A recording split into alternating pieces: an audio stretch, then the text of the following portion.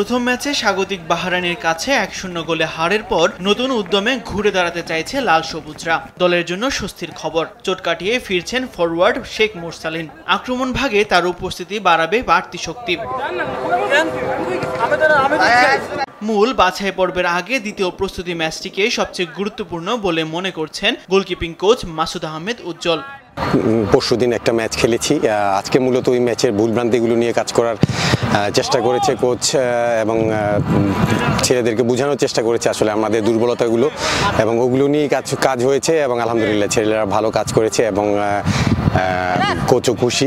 প্রথম ম্যাচ শেষে একদিন পূর্ণ বিশ্রামের পর পঞ্চম অনুশীলন সেশন। প্রচণ্ড গরম আবহাওয়ার মধ্যেও প্রায় ৯০ মিনিট ধরে নিবিড় অনুশীলনে ঘাম ঝরিয়েছেন ফুটবলাররা।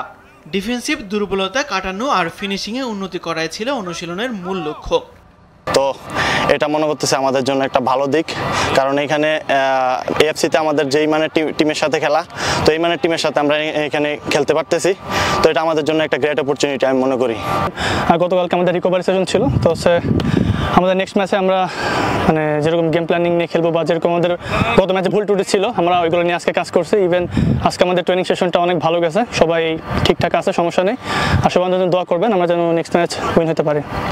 ভিয়েতনাম, সিঙ্গাপুর আর ইয়েমেনের মতো প্রতিদ্বন্দ্বী নিয়ে কঠিন গ্রুপে পড়েছে বাংলাদেশ।